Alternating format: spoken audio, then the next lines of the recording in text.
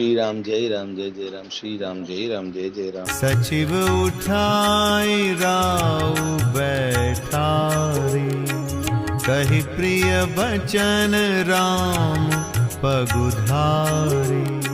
सिय समेत दो तनय निहारी, व्याकुल भयउ भूमिपति भारी। सिय सहित सुत सुभग दो, देखी देखी अकुलाई। बारहि बार स्नेह बस, राउले उरलाई। श्री राम जी पधारे हैं, ये प्रिय वचन कहकर मंत्री ने राजा को उठाकर बैठाया। सीता सहित दोनों पुत्रों को वन के लिए तैयार देखकर राजा बहुत व्याकुल हुए। सीता सहित दोनों सुंदर पुत्रों को देख देख कर राजा अकुलाते हैं और स्नेहवश बारंबार उन्हें हृदय से लगा लेते हैं। सकई न बोली बिकल नर नाहु, शोक जनित उर दारुण दाहु। नाइसी सुपद अति अनुरागा, उठि रघुबीर विदा तब मागा। पितु असीस आयसु मोहि दीजे, हर्ष समय विषमाउ कत कीजय। तात किए प्रिय प्रेम प्रमादु, जसु जग जाई होई अपवादु। सुनि स्नेह बस उठि नर नाहा, बैठा रे रघुपति गहि बाहा। सुनहु तात तुम कहु मुनि कहहि, राम चराचर नायक अहहि। शुभ अरु अशुभ करम अनुहारी, ईसु देई फल हृदय विचारी।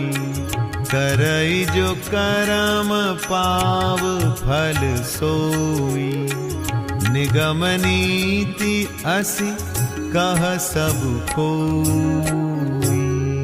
और करे अपराध को,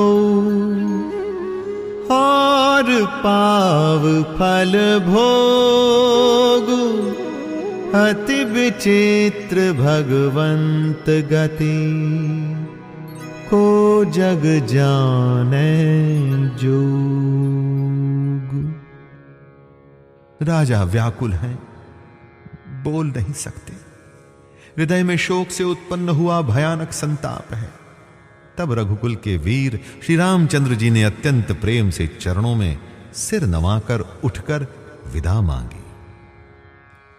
हे पिताजी, मुझे आशीर्वाद और आज्ञा दीजिए। हर्ष के समय आप शोक क्यों कर रहे हैं? हे तात, प्रिय के प्रेमवश प्रमाद करने से जगत में यश जाता रहेगा और निंदा होगी। ये सुनकर स्नेहवश राजा ने उठकर श्री रघुनाथ जी की बाह पकड़कर उन्हें बैठा लिया और कहा, हे तात सुनो, तुम्हारे लिए मुनि लोग कहते हैं कि श्री राम चराचर के स्वामी हैं। शुभ और अशुभ कर्मों के अनुसार ईश्वर हृदय में विचार कर फल देता है। जो कर्म करता है वही फल पाता है, ऐसी वेद की नीति है। ये सब कोई कहते हैं, किंतु इस अवसर पर तो इसके विपरीत हो रहा है। अपराध तो कोई और करे और उसके फल का भोग कोई और ही पाए। भगवान की लीला बड़ी ही विचित्र है, उसे जानने योग्य जगत में कौन है।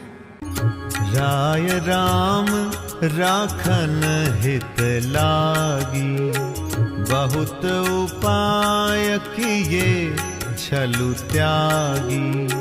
लखी राम रुख रहत न जाने, धर्म धुरंधर धीर सयाने। तब नृप सियलाई उरलीन्ही, अतिहित बहुत भांति सिख दीन्ही। कही बन के दुख दुसह सुनाए, सासु ससुर पितु सुख समुझाए। सिय मनु राम चरण अनुरागा, घरु न सुगमु बनु विषमु न लागा। और सबहि सिय समुझाई, कही कही विपिन विपति अधिकाई। सचिव नारी गुर नारी सयानी, सहित स्नेह कहि मृदुबानी। तुम कहु तो न दीन बनवासु, करहु जो कहि ससुर गुर सासु। सिख सीतली हित मधुर मृदु, सुनि सितहि न सुहानी। सरद चंद चंदिनी लगत, जनु चकई अकुलानी। राजा ने इस प्रकार श्री रामचंद्र जी को रखने के लिए छल छोड़कर बहुत से उपाय किए, पर जब उन्होंने धर्म धुरंधर धीर और बुद्धिमान श्री राम जी का रुख देख लिया और वे रहते हुए न जान पड़े, तब राजा ने सीता जी को हृदय से लगा लिया और बड़े प्रेम से बहुत प्रकार की शिक्षा दी। वन के दुख सह दुख कहकर सुनाए, फिर सास ससुर तथा पिता के पास रहने के सुखों को समझाया। परंतु सीता जी का मन श्री रामचंद्र जी के चरणों में अनुरक्त था, इसलिए उन्हें घर अच्छा नहीं लगा और न वन भयानक लगा। फिर और सब लोगों ने भी वन में विपत्तियों की अधिकता बता बताकर सीता जी को खूब समझाया। मंत्री सुमंत्र जी की पत्नी, गुरु वशिष्ठ जी की स्त्री अरुंधति जी तथा और भी चतुर स्त्रियां स्नेह के साथ कोमल वाणी से कहती हैं कि तुमको तो राजा ने वनवास नहीं दिया है, इसलिए जो ससुर गुरु और सास कहें तुम तो वही करो। ये शीतल हितकारी मधुर और कोमल सीख सुनने पर सीता जी को अच्छी न लगी। वे इस प्रकार व्याकुल हो गईं मानो शरद ऋतु के चंद्रमा की चांदनी लगते ही चकई व्याकुल हो उठी हो। सीय सकुच बस उतरु न देई, सो सुनि तमकि उठी कैकेयी। मुनि पट भूषण भाजन आनी, आगे धरि बोली मृदुबानी। नृपहि प्राण प्रिय तुम रघुबीरा, सील स्नेह न छाड़ी भीरा। सुकृतु सुजसु परलोकु न साऊ, तुम्हि जान बन कही न काऊ। हस विचार सोई करहु जो भावा, राम जननी सिख सुनि सुख पावा। भूपहि बचन बान सम लागे, करहि न प्राण पयान अभागे। लोक विकल मूर्छित नर नाहु, काह करिय कछु सूझ न काहू।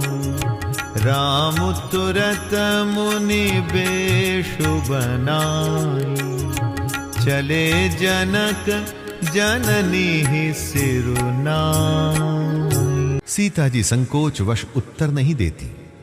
इन बातों को सुनकर कैकई तमक कर उठी।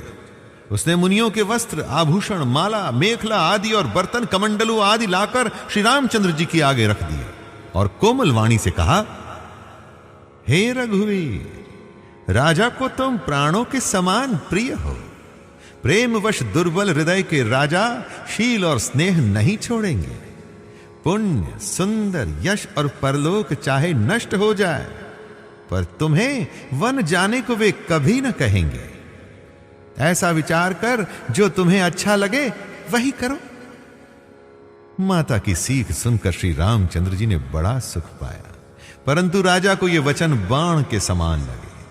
वे सोचने लगे, अब भी अभागे प्राण क्यों नहीं निकलते।